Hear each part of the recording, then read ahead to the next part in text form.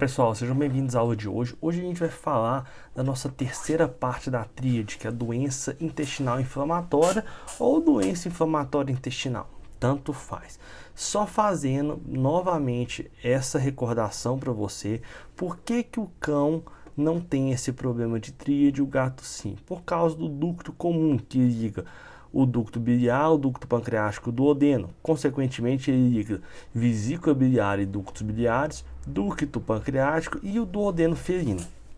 Tá bom? E uma vez que você tem um processo inflamatório que se inicia em qualquer um desses três órgãos, isso pode ser uma inflamação bacteriana ou não, certo? Você pode ter um processo que se difunda para os outros dois órgãos, ou começa no sistema biliar, que se difunde para pâncreas e intestino, começa no pâncreas, vai para duodeno e intestino e ducto biliar, ou então você começa no intestino e passa para os ductos biliares e para o pâncreas. E aqui, evidentemente, no nosso caso de doença intestinal inflamatória, muitas vezes é um processo inflamatório intestinal que vai fazer com que esse paciente tenha tríade. Tá bom? Vocês nunca podem esquecer isso aqui. A termologia, quando a gente fala de doença inflamatória intestinal, aqui é uma coisa que tem muito erro. O termo doença inflamatória intestinal ou doença intestinal inflamatória foi desenvolvida para falar sobre a doença intestinal inflamatória imunomediada, tá bom? Aquela que tem uma característica autoimune, que tem uma característica de infiltração de células do sistema imunológico na musculatura e nas camadas do intestino, que essas células de defesa do intestino causam uma reação imunológica a antígenos que passam dentro do intestino, de característica imunomediada. Só que qualquer coisa causa inflamação de intestino. Se você pegar parasitoses como giardias, infestações intestinais por verminoses, se você pegar uma gastroenterite bacteriana ou até mesmo uma gastroenterite alimentar, tudo isso causa uma inflamação do intestino. Um paciente que teve colangite ou pancreatite, que desenvolveu uma tríade, aquilo causou uma inflamação no sistema gastrointestinal. Ali no nosso caso, causou uma inflamação no intestino. E não necessariamente essa inflamação tem uma característica imunomediada. O termo foi feito para falar da doença intestinal inflamatória, dessa de caráter imunomediado. Só que não tem hoje a rotina do dia a dia acabou generalizando isso para qualquer tipo de doença intestinal inflamatória. Então, quando a gente fala de doença inflamatória intestinal na tríade, pessoal, pode ser qualquer coisa. Se você tem uma colangite, uma pancreatite, isso gerou uma inflamação intestinal, você tem uma tríade porque você tem uma doença intestinal inflamatória. Se você tem uma gastroenterite bacteriana, alimentar, ou o que quer que seja, você tem uma doença intestinal inflamatória. Então foi um termo que foi difundido, foi generalizado para qualquer coisa que cause inflamação do intestino. Só que a termologia doença intestinal inflamatória foi criado. O correto é você utilizar ela para doença de caráter imunológico, de caráter imunomediado, ok? Agora, é difícil porque a gente não tem outra termologia. Se você tem uma inflamação do intestino por uma causa bacteriana, se você tem uma inflamação do intestino por uma causa alimentar, se você tem uma verminose, uma coccidiose, uma consequência de uma tríade, você não tem uma inflamação intestinal, acaba que pelo fato de você não ter um outro termo, você não ter uma outra nomenclatura para falar sobre isso, acaba que é utilizado o termo doença intestinal inflamatória, tá bom? Mas quando a gente fala doença inflamatória intestinal na tríade, a gente não está falando, pode ser aquela doença intestinal inflamatória imunomediada? Sim, e a gente vai ver que esses pacientes têm grandes chances de desenvolverem tríade por causa dessa inflamação intestinal. Uma vez que você tem uma inflamação aqui no duodeno, porque esse animal tem doença intestinal inflamatória imunomediada, a probabilidade desse paciente desenvolver uma inflamação em vesícula e ductos biliares e pâncreas como consequência desse processo inflamatório é grande. Mas se você tem uma inflamação que começa aqui ou aqui, que passa para o duodeno, não necessariamente essa inflamação vai ser imunológica, imunomediada. Perfeito? É isso que eu quero que vocês entendam. Então, se vocês forem num congresso falar assim, vocês forem assistir uma aula de doença intestinal inflamatória, vocês vão assistir uma aula dessa doença intestinal inflamatória imunomediada. Essa aqui que eu vou falar para vocês agora. E por que isso acontece? Quando a gente fala de fisiopatogenia da doença, a gente tem que pensar que ali no intestino tem várias células de defesa. Existe um sistema imunológico dentro do trato gastrointestinal, né? Nas camadas do intestino existem células que fazem que tem essa função imunológica. E por algum motivo, pessoal, você tem uma hipersensibilidade dessas células a antígenos que passam dentro do úmen intestinal. Então você pode passar ali bactérias, alimentos, principalmente quando a gente fala de alimentos, a gente está falando de proteína, tá bom? Tudo isso que passa pelo lúmen do intestino pode ativar ou não essa célula, esse sistema imunológico do intestino. A questão é que esses pacientes têm uma hipersensibilidade, tá bom? Por quê? Porque tem uma hiperatividade imunológica local da mucosa.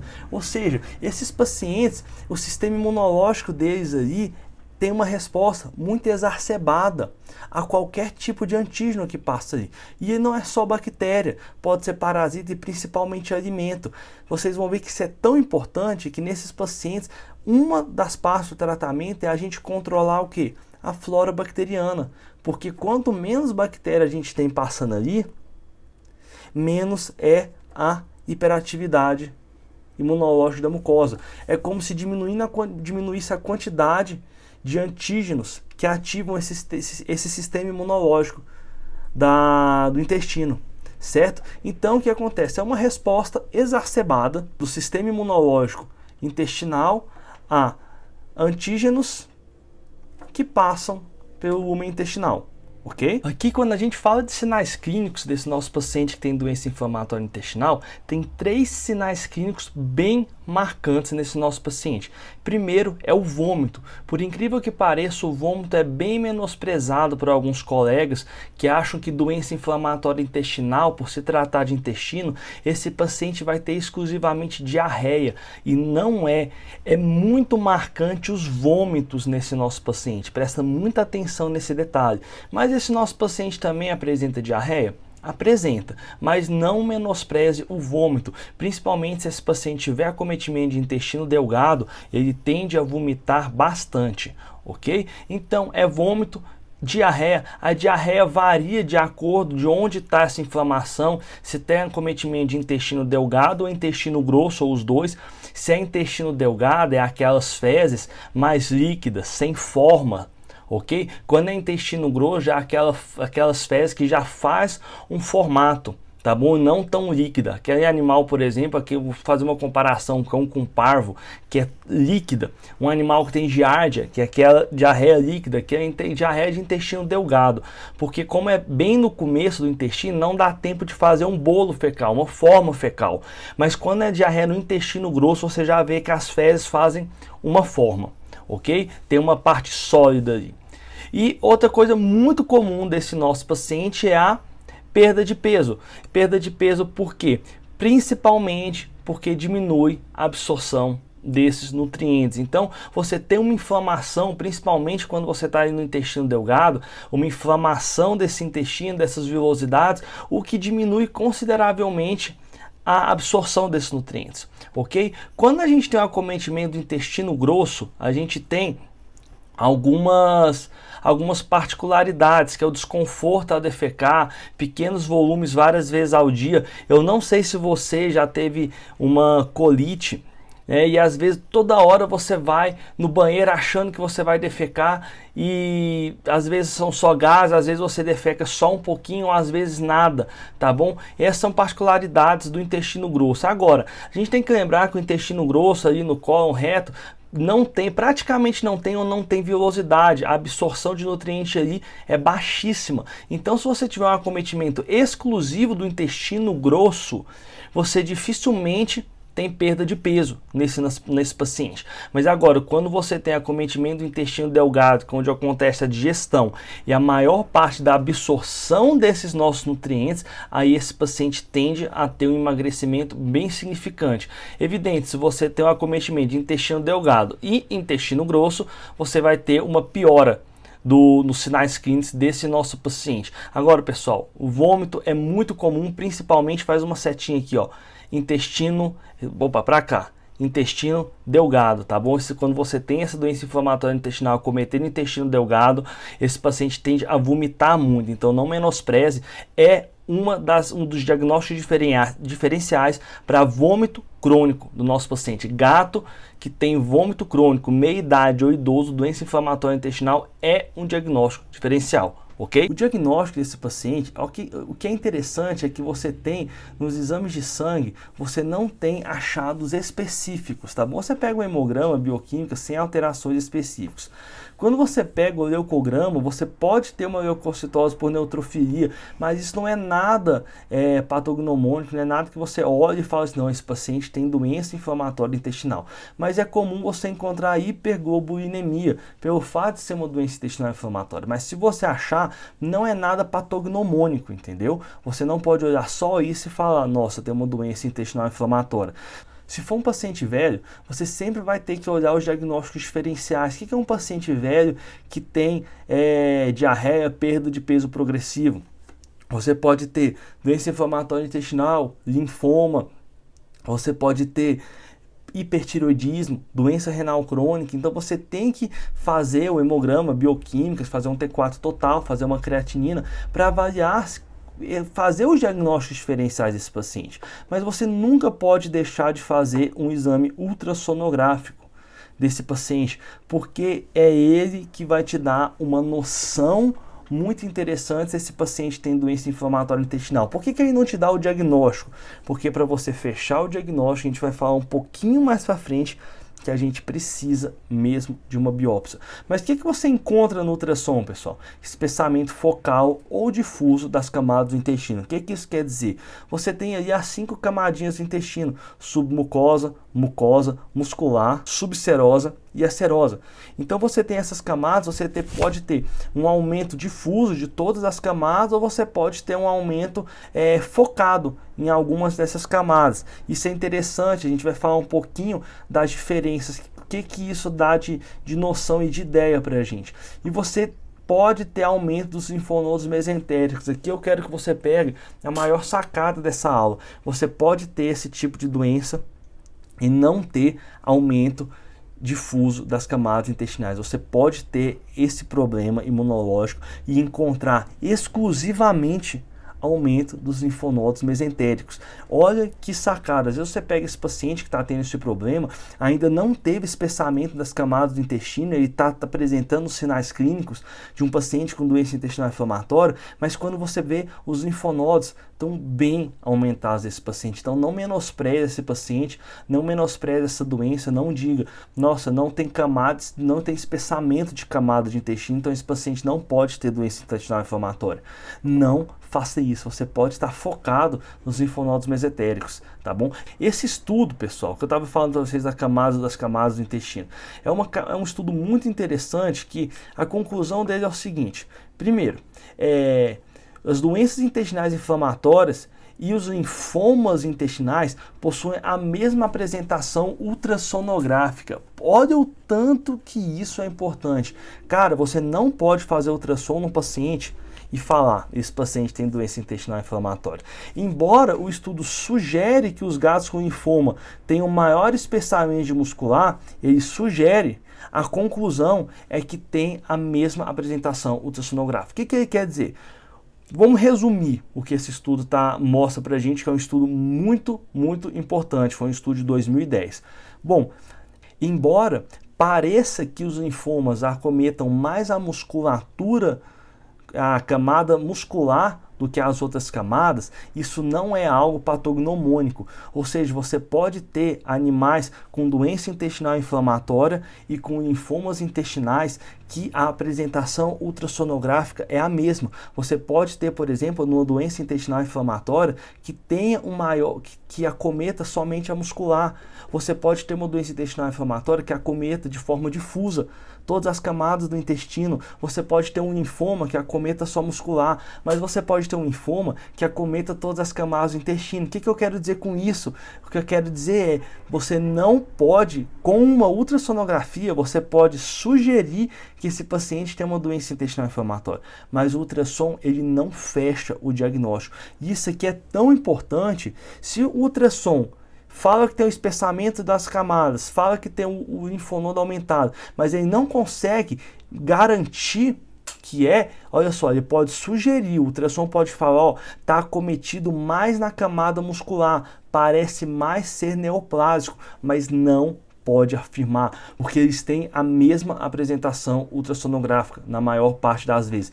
Nenhuma imagem é patognomônica para falar é doença inflamatória intestinal, é linfoma. Mas você só pode confirmar isso com biópsia. E aqui é complicado, pessoal. Vocês vão ver na rotina, a gente que atende muito gado, a gente vê que muitos proprietários às vezes optam por não fazer essa biópsia porque costuma encarecer bastante o procedimento. Mas a gente tem que falar a importância. Vamos supor que na verdade é um linfoma intestinal e você trata com corticosteroide em dose imunossupressora. No primeiro momento esse paciente vai ter uma melhora, mas depois ele vai piorar drasticamente, porque o que ele precisa é o quê? Tratamento quimioterápico. Então é importante que você explique, mostre para o proprietário a grande necessidade de se fazer essa biópsia, tá bom? Se você tiver doença inflamatória intestinal, a gente vai falar o tratamento. Se for linfoma intestinal, é tratamento quimioterápico, tá bom? Esse estudo é muito bom, tá aqui o nome dele. Se você digitar no Google, eu acredito que você ache ele, tá bom? Ele é em inglês, mas é bem facinho de ler ele, tá bom? Agora, uma coisa que eu vou falar para vocês tomarem muito cuidado é com a biópsia por endoscopia. O pessoal gosta muito de fazer biópsia por endoscopia porque é menos invasivo, não tem que passar por um procedimento cirúrgico, a recuperação é mais rápida, tem toda essa questão, né, pessoal? Mas ele tem um grande problema. A endoscopia, pessoal, muitas vezes consegue pegar mucosa e submucosa e às vezes não pega a camada muscular. E muitas vezes a gente tem ou uma doença inflamatória intestinal, ou às vezes você tem uma linfoma de intestino, que a gente viu que sugere esse estudo que acomete mais a muscular, e muitas vezes, grande parte das vezes, a biópsia por endoscopia não consegue pegar uma camada da muscular. E às vezes deixa passar, porque se você tem ou um processo de doença intestinal inflamatória, ou você tem um linfoma alimentar, um linfoma intestinal que está exclusivamente aí na camada muscular, tem um espessamento somente ali da muscular, a endoscopia não vai pegar e aí você vai ter um falso negativo. E acredita, isso é uma coisa muito comum isso acontecer. Então, por que a gente não faz biópsia por endoscopia quando suspeita de doença inflamatória intestinal? Porque a endoscopia não pega, na verdade, às vezes não pega a camada muscular. E se você tiver algum processo que está focado na camada muscular, ou seja, não está afetando nem a mucosa nem a submucosa, está afetando só ali a muscular, por exemplo. Lembra que a gente falou que esses problemas podem ser... Calma aí.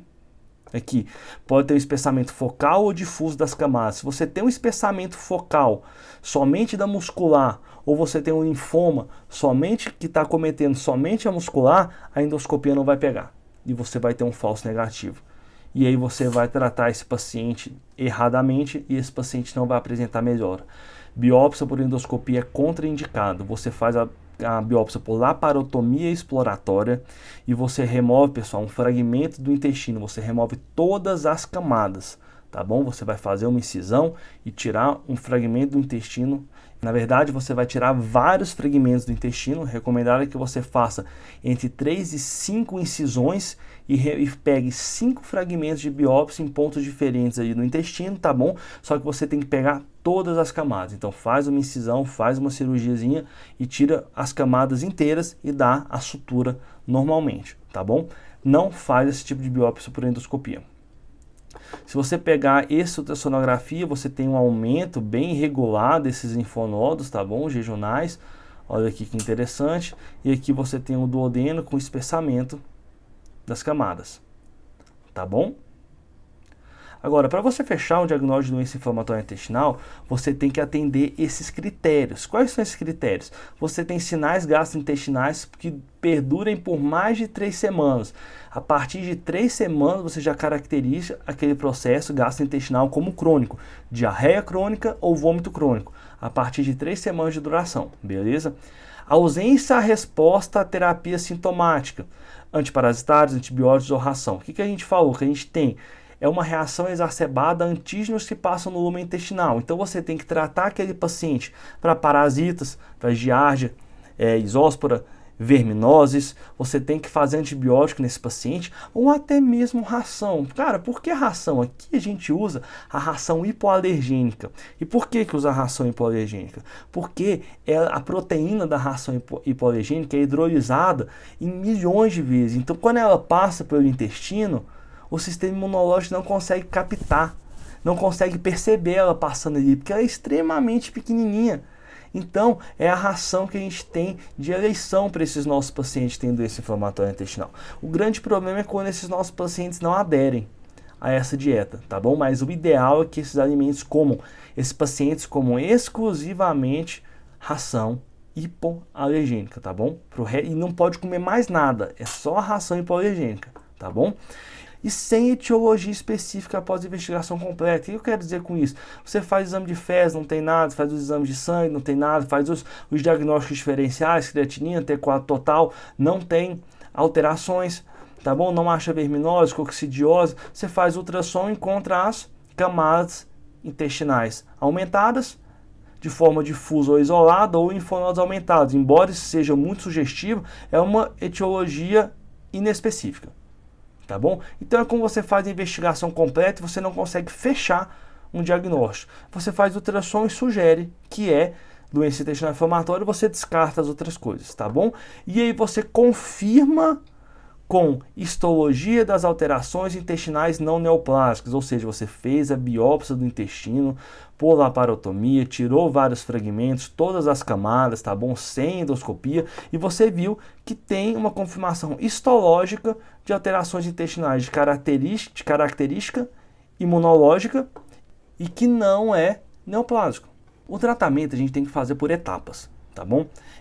A dieta é super importante, que é usar aquela ração hipoalergênica hidrolisada que eu falei para vocês, que passa sem o sistema imunológico perceber, então não ativa o sistema imunológico intestinal. Antibióticos, é importante a gente controlar essa flora intestinal, que também é um outro motivo de ativação leucogênica, a ativação do sistema imunológico intestinal. A nossa eleição é amoxicilina com clavulanato, 15 a 22 mg por quilo de 2 a 4 semanas. Você pode usar também antibióticos à base de metronidazol, 7,5 mg por quilo de 12 em 12, mas a de eleição é a amoxicilina com clavulanato. Você pode me perguntar, Luiz, por que você aqui não falou controle parasitário, coccidiose, verminose? Porque aqui a gente já tem que ter feito exame de fezes nesse paciente, ou suave retal, não sei o que você vai fazer, mas você já tem que ter descartado que esse paciente tenha. Tá bom? Tem que ter descartado. E aqui a gente já fez a biópsia, a gente já confirmou. Mas se você fez a biópsia, confirmou, não fez exame de fezes e não sabe, esse paciente tem acesso à rua, não sabe se ele está com a vermifugação em dia, faça a vermifugação, faça o controle de coccidiose, tá bom? Ou então faça o exame de fezes aqui. Se você já confirmou e não fez exame de fezes nesse paciente, faça aqui ou faça um controle parasitário. É importante que esses pacientes tenham uma hipocobalaminemia, tenham uma déficit de vitamina B12, porque o gato, a vitamina B12 daí vem toda da alimentação e ele não absorve essa vitamina B12 quando está com esse processo inflamatório e exacerba.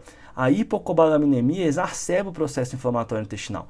Então você tem que fazer a reposição desse paciente 250 microgramas por gato subcutâneo por 5 semanas. É uma vez por semana por 5 semanas consecutivas, tá bom? É importante que depois que você fizer essas 5 semanas, você dose a cobalamina desse seu paciente. Mas esse paciente não melhorou. Você fez a ração hipoalergênica, fez o uso de antibióticos, esse paciente não melhorou. E aí você vai ter que fazer o quê? Começar com uma terapia imunossupressora. A gente começa com prednisolona em dose de 2 mg por quilo uma vez ao dia. E a gente faz isso por no mínimo 2 semanas. No mínimo. Se 2 semanas de tratamento esse paciente melhorou, você vai manter a mesma dose por mais 2 semanas a 4 semanas. Ou seja, você vai começar 2 mg por quilo uma vez ao dia por 2 semanas. Esse paciente teve uma melhora, você vai continuar. Mantém por mais 2 a 4 semanas. Luiz, o que você faz? Eu faço por 2 semanas. Se o paciente melhorou, eu faço mais 2. E olha só como que funciona o protocolo. Esse paciente melhorou ainda mais. ele continuou tendo uma melhora nessas 2 ou 4 semanas que prosseguiu, ou seja, você fez 2 semanas de antibiótico e melhorou, aí você fez mais 2 ou 4 semanas, esse paciente continua melhorando e está ganhando peso, é muito importante que você avalie o peso desse paciente constantemente, ele continua melhorando, a gente vai começar a fazer a diminuição da dose do corticosteroide. A gente vai ver que o objetivo nosso é diminuir essa dose até a menor dose eficaz. Então a gente começa com 2 mg por quilo CID por 2 semanas. Se ele está melhorando, você continua mais 2. Ele continua melhorando, está ganhando peso? Beleza, já fiz 1 mês, ele está melhorando, eu vou tentar reduzir essa dose. Aí você diminui para 1 mg por quilo dia e começa a fazer o retorno a cada 15 dias. Como que a gente vai fazer, pessoal? Você começou a fazer 1 mg por quilo por dia. Esse paciente piorou. Você vai ter que fazer o retorno a cada 15 dias. Aí no retorno de 15 dias você vê que esse paciente voltou a ter diarreia, esse paciente voltou a ter vômito, que esse paciente perdeu peso. O que você faz? Volta para a dose de 2 mg por quilo. Se você está fazendo 1 mg por quilo e esse paciente está mantendo peso, diminuiu a diarreia, diminuiu o vômito, se esse paciente continua ganhando peso, você mantém. Tá bom? O nosso objetivo é fazer a redução até a menor dose eficaz. A questão é que quando você diminui, faz uma dose menor que 1 mg por quilo dia, você pode tentar? Pode, pessoal. Na verdade, o ideal é que você tente fazer esse tratamento, tente fazer meio miligrama por quilo por dia, tá bom? Só que aqui você está sempre mantendo a ração hipoalergênica. Meio miligrama por quilo dia, o paciente piorou, volta para 1. Voltou para 1, melhorou, mantém no 1. Você tem que fazer sempre o teste até ver a menor dose eficaz. Entendeu? A cada 2 semanas você vai reajustando essa dose com o seu proprietário. Só que a minha experiência pessoal, todas as vezes que eu baixei de 1 mg por quilo dia, o paciente teve recidiva. O nosso paciente teve piora. Isso aconteceu comigo todas as vezes que eu tratei um paciente com doença intestinal inflamatória. Eu fiz 2 mg por quilo CID, se melhorou com 2 semanas, eu faço mais 2, se ele continua melhorando, está ganhando peso, tá bom? Eu baixo para 1 mg por quilo e vejo como que aquele paciente vai melhorar. Se esse paciente continua estável, melhorando, eu mantenho 1 mg por quilo dia.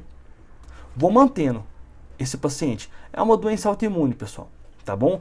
E aí, se eu baixei para 1 mg por quilo, esse paciente piorou, esse paciente começou a ter problema, aí a gente volta para 2 mg por quilo. E a gente sempre tem que manter a ração hipoalergênica nesse paciente. É importante que muitas vezes esses pacientes têm recidivas. Eles têm recidivas porque a cobalamina cai, porque ele come alguma coisa que não é ração hipoalergênica, ele tem uma recidiva porque a flora bacteriana dele aumenta, você tem que reduzir ela novamente com antibiótico, tá bom? Tudo isso é importante que esse paciente, quando ele volte para você, é um paciente que a partir desse momento você vai ter que acompanhar ele sempre, fazer retorno sempre. Esse paciente vai ter muitas reagudizações da doença e muitas vezes é essas coisas que eu falei para vocês. Agora, Luiz, eu fiz 15 dias de 1 mg por quilo, eu quero tentar diminuir essa dose para meio miligrama por quilo e depois, se ele continuar bem, eu quero tentar tirar o corticóide. Eu posso fazer isso? Você pode fazer isso sim, só que eu recomendo que você faça isso depois de um certo tempo que você está usando. Nesse nosso protocolo, a gente faz 2 semanas, depois mais 2. Depois a gente baixa para 1. Então a gente reduziria essa dose cerca de 1 mês e meio depois.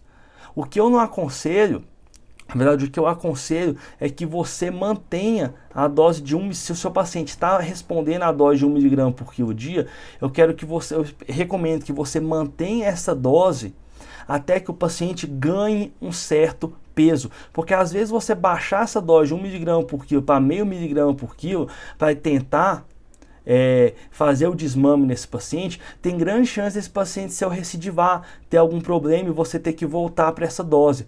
Eu recomendo que você quer tentar desmamar e tirar o corticoide, é uma coisa interessante que deve ser feita, eu faço isso, mas eu faço isso quando? Depois que o paciente já ganhou um certo peso. Eu mantenho com ele 1 miligrama por quilo se ele está respondendo até ele ganhar um certo peso. Esse paciente ganhou um certo peso, ele está melhor, está comendo a ração hipoalergênica, tudo bem. Depois que ele já ganhou um pezinho, a gente tenta desmamar e tenta tirar o corticoide e manter só a ração hipoalergênica, tá bom? Sendo que você tem que saber que ele está comendo só a ração hipoalergênica e os níveis de cobalamina estão normais. Mas eu não recomendo que você faça isso antes do paciente não ter ganhado um peso, porque às vezes, cara, ele aqui nessa transição de você tentar desmamar e tirar o corticóide, aí dá uma piora, aí você tem que voltar para 1 miligrama por quilo e não responde, aí você tem que voltar para 2, e o que a gente quer principalmente é que esse paciente pare de vomitar, pare de ter diarreia e ganhe peso, tá bom? Agora, se você começou aqui, ó, a prednisolona, não respondeu a ração hipoalergênica, não respondeu a prednisolona, e você começou a prednisolona aqui, né, 2 miligramas por quilo, se melhorar 2 semanas, você mantém. E se ele não melhora em 2 semanas, você tem que procurar. Primeira coisa, você vai procurar outras causas. Coccidiose, aquele paciente que você não fez um exame de fezes, esse paciente está com infestação por giardia, esse paciente tem uma infecção gastrointestinal, tem uma hipersensibilidade alimentar, ele não está comendo ração hipoalergênica, tá bom? Não teve uma resposta, você tem que procurar outras causas. Causas de processos gastrointestinais. Principais, infecções intestinais, coccidiose, verminose. Verminose é pouco comum em gato, tá bom? Mas não, eu procurei tudo, cara. Tipo assim, não tem nenhuma outra causa que pode estar exacerbando esse meu processo inflamatório intestinal. Eu descartei todas as outras coisas que podem estar fazendo com que o tratamento não responda. Porque vocês têm que lembrar, pessoal, que é uma hipersensibilidade, é uma hiperativação do sistema imunológico gastrointestinal. Você tem que usar ração hipoalergênica, controlar as coccidioses, controlar os parasitas, controlar a flora bacteriana e dar a terapia imunossupressora. Se a terapia imunossupressora não está funcionando, a ração não está funcionando, às vezes esse paciente está com uma coccidiose, às vezes você não usou antibiótico, é uma flora bacteriana muito grande, às vezes esse paciente tem verme ali que está exacerbando esse processo inflamatório. Então você tem que procurar se você não esqueceu nenhuma dessas coisas. Mas beleza, você já olhou, você descartou tudo. Descartei, não estou esquecendo de nada. Então, só o corticoide não vai ser o suficiente para esse seu paciente. Então você vai associar o clorambucil, 2 miligramas gatos a cada 48 horas, em dias alternados. E Luiz, eu vou fazer o clorambucil por quanto tempo? Por 15 dias, em associação com a prednisolona, 2 miligramas por quilo. Aí a gente volta para essa parte aqui. Se você tiver que associar o clorambucil, você faz 2 miligramas por quilo de prednisolona, mais o clorambucil, 2 miligramas gatos, em dias alternados, e você vai fazer por 2 semanas. Se ele melhorar, mantém por mais 2 semanas. Se ele ganhar peso, aí você começa a desmamar. Aí começa a desmamar a prednisolona e o clorambucil. Aí você vai desmamando os dois. Baixei o clorambucil para 1 miligrama gato e a prednisolona 1 miligrama por quilo. Melhorou? Mantém até ganhar peso. Piorou? Você volta para a dose que estava tendo resultado. Certo? Pessoal, a maior parte dos nossos pacientes tem uma ótima resposta só com a prednisolona. Diferentemente daquele nosso paciente que tem colangite linfocítica, que dificilmente responde só com a prednisolona. Esse nosso paciente tem uma resposta muito boa com a prednisolona. Lembrando que é clorambucil, é 2 miligramas por gato, não 2 miligramas por quilo. Agora, olha que interessante, eu quero que vocês só, para finalizar, prestem atenção nesse tópico. 70% dos gatos com doença intestinal inflamatória têm alterações hepatobiliares e 30% deles têm afecções pancreáticas. E isso é por causa de quê? Por causa dessa ligação do ducto comum. Então esses pacientes que têm doença intestinal inflamatória têm muita alteração pancreática, cerca de 30%, e 70% deles têm alteração hepatobiliar. Então, esse é um paciente, toda vez que você tiver esse tipo de paciente, você tem que tomar muito cuidado, que ele é um paciente de risco para desenvolver tríades, tá bom?